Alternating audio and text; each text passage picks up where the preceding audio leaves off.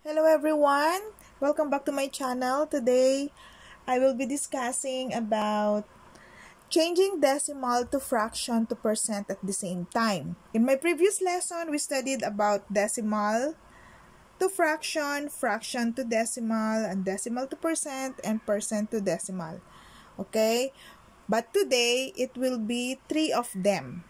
Okay? So, how are we going to change fraction to decimal to percent at the same time? Okay? Or decimal to fraction to percent at the same time, or percent to fraction to decimal at the same time. Okay. So, in my previous lesson, we studied only decimal to fraction, fraction to percent, and percent to decimal, and decimal to percent. Okay? So, today, it would be everything. And before we do that, we have to review the rules, okay, on how to change decimal to fraction to percent. Okay, so let's take a look at this one. So when we change decimal to percent to fraction, these are the things that we need to remember again. So first, we change the fraction to percent by changing to decimal first. So we have to change it first to decimal before you change it to percent. Next is we change decimal by dividing the numerator by the denominator, or also you can use the technique that I have discussed in my previous lesson on how to change decimal to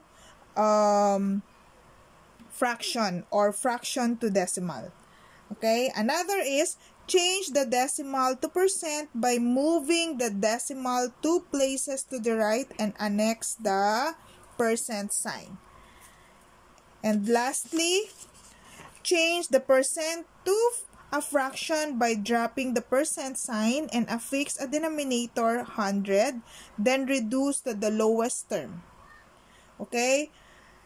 Next is we change the percent to a decimal by moving the decimal point to 2 places to the left. So I also discussed this in my previous lesson. Okay, so these are the things that you need to remember when dealing with changing decimal to fraction to percent at the same time, when one of these three is given. Okay, so to fully understand what I'm saying, let us take a look at these examples. Okay? So, ganun yun. So, the first thing, pag sinabing change fraction to percent, so eto, fraction to percent, you need to change first to decimal. Okay, so, if the given is fraction and you want to change it to percent, the first thing that you need to do is change it to decimal first and then percent. Okay, so ganun yung ginawa natin sa previous lesson. Yung last lesson ko before this, we also have that kind. So, don't forget, if given ang fraction, hindi mo muna siya i-change sa percent, but instead, i-change mo muna siya sa decimal. So, how are we going to do that? Sinabi dito, you're going to divide it. But, of course, we are not going to do that, but instead, let us use the technique that I have discussed in my previous lesson also, para mas madali at mas mabilis ang pag-change natin ng fraction to decimal. Okay? So, from this one, 2/4. So, since 2/4 yan, ano yung i-multiply natin sa 4 to give us 100? Because 4, it's not possible to give you 10. So, it would be easier if we change it into 100. So, we have to multiply 4 by times 25 here and by times 25. So, if we multiply that, we get the new fraction as 50 over 100.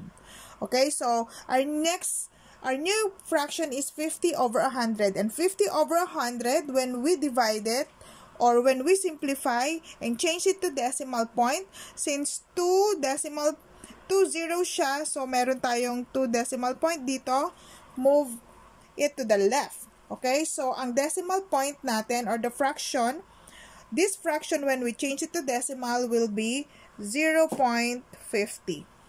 Okay, now that we already know what the decimal of this fraction is, we are now ready to change it to percent. By how are we going to do that? We are going to move this decimal point to the right 2 times. Okay? So, magmo-move tayo 2 times dito. So, that will be 50%. So, paano naging 50%?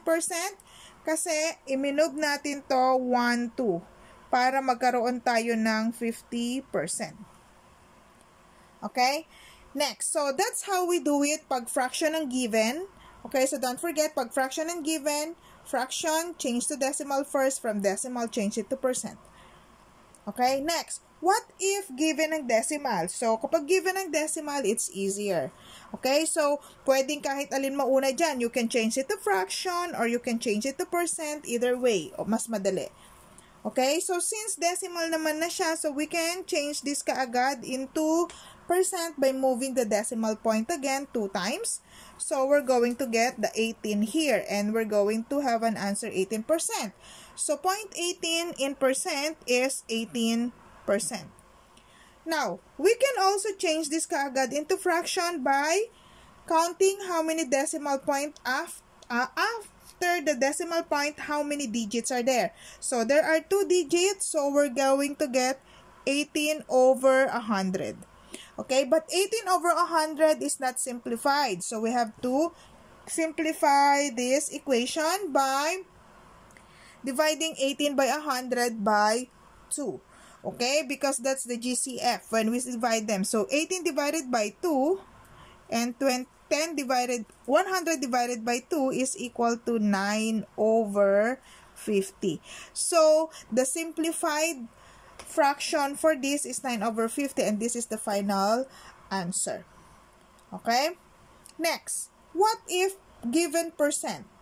So, percent, if the percent is given, the first thing that you need to do is kailangan change this percent to decimal. So, changing percent to decimal, ano ang gagawin natin? We just have to move it to the left. Okay, backwards naman tayo 2 times. Okay, so 2 times yan. So, magiging decimal nito will be 0.045. Okay, now that we already know how the decimal of 4.5%, we are now ready to get the fraction. So, anong gagawin natin to get the fraction? We use the technique. Ika-count mo lang naman yung ilang digit after the decimal point. So, 1, 2, 3. So, may 3 digits. So, ibig sabihin, the denominator will also be with 2 zeros. So, magiging 45 over 1, 2, 3 over 1,000. Okay, but then of course, 45 over the 1,000 is not a simplest form. Okay, so we need to simplify it. How? We have to divide this by 5 and by 5 because that's the biggest number that can divide both of this one. So 45 divided by 5 is 9 and 1,000 divided by 5 is 200. And so, the fraction for 4.5% is 9 over 200. Okay? Next, what if we have this? 20.651. So, how are we going to do that? So, let's change this to decimal. This decimal to percent by moving again, how many times? 2 times to the right. Okay? So, the answer here will be 2065.1%. Okay? So, we're done with the percent already. Now, we're ready to change it to fraction. So, how are we going to change that to fraction? Count again the decimal, the digit after the decimal point, and there's how many? 1, 2, 3. There's 3, and there's a whole number. So, whole number, answer ng fraction natin will be mix. So, 20 as a whole number, and then 651 over. How many zeros? 1, 2, 3. Okay, so 651 over 1,000. And this is the answer. Okay? Next, this fraction is a mixed number. And look at the denominator of the fraction. It's 999. So, since it's 999, meaning there are 3 digits after the decimal point. And since it's 999, meaning the decimal is, there's a line on top, meaning it's repeating and non-terminating. So, when we write that, again, magiging 2 point, how many decimal point? 1, 2, 3. So, there's 3 decimal point. We have to move this backwards 3 times. Okay, so this will be 0, 1, 4.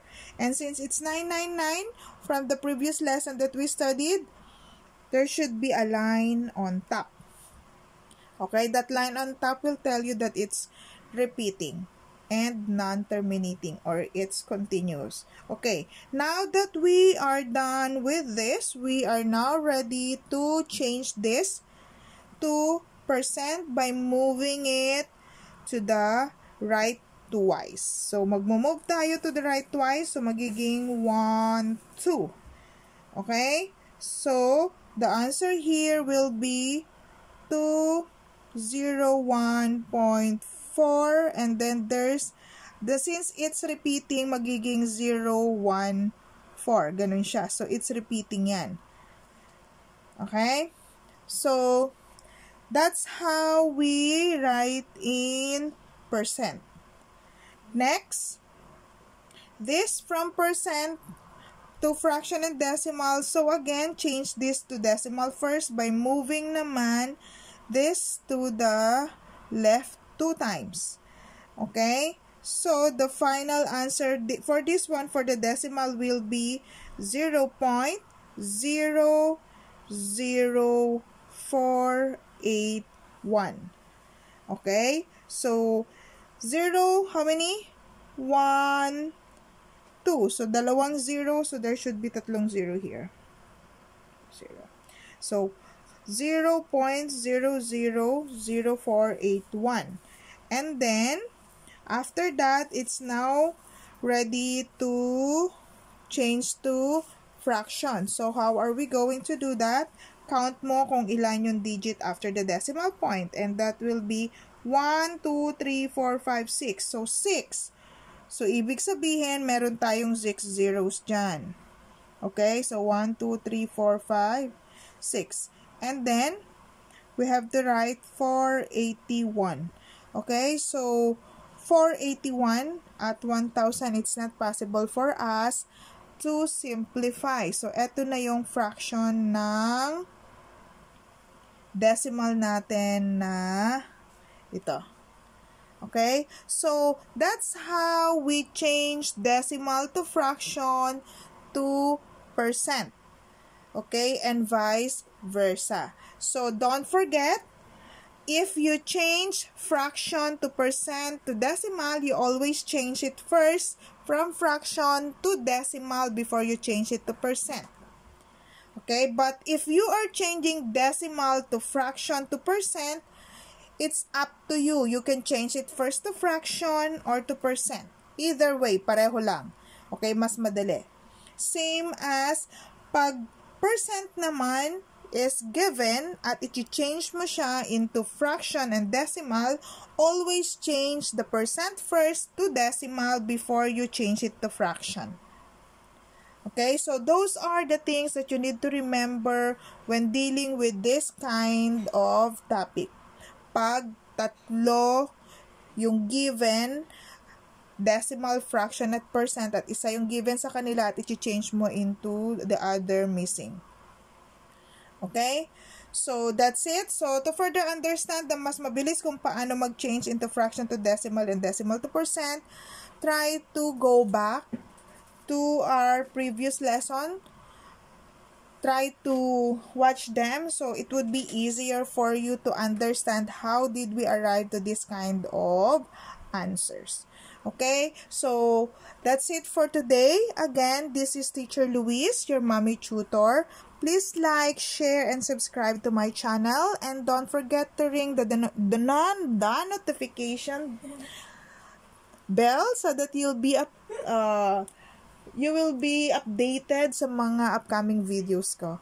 Bye!